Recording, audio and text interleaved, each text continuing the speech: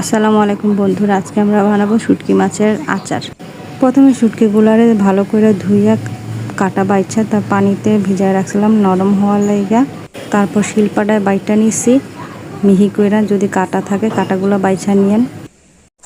তারপর কড়াইতে সরষের তেল, রসুন কুচি আর পেঁয়াজ কুচি দিয়ে দিব পরিমাণ মতো।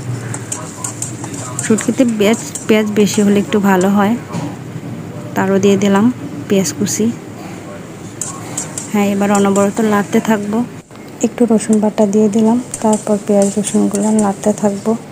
পেঁয়াজ রসুনগুলো না থাকবো কাঁচা, না হইব ভাজা ভাজা ভাজা ভাজা করতাম না আমরা।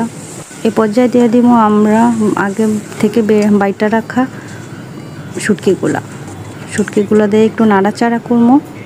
তারপর দিয়ে দিব ধনিয়ার গুঁড়া, লাল মরিচের গুঁড়া, তারপর হলুদ গুঁড়া,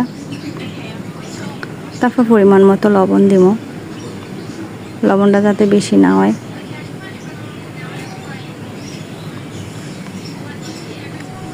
লবণ দিয়ে দিলাম। এখন লাড়াচাড়া করতেছি। একটু শুকায় এসে পানি, এরকম করে রান্না করতে হইব, যাতে মনে করেন যে শুটকিটাতে পানি না থাকে। পানি থাকলে আচারটা ওই রকম ভালো হইব না, নষ্ট হওয়ার সম্ভাবনা বেশি থাকবো। তো পানিগুলো শুকায় নিতে হইব।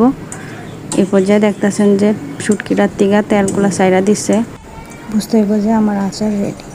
এই পর্যায়ে আমরা একটা বয়মে আচারগুলো ভরে নিব।